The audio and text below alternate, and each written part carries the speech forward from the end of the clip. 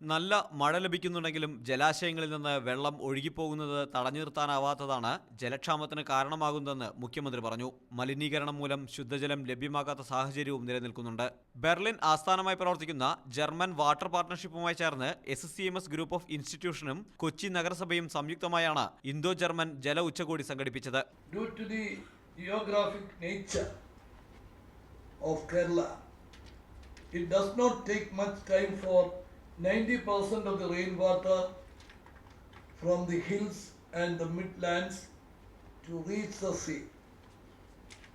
And these days this loss has been compounded by global warming, lack of check dams and effective means to harness water.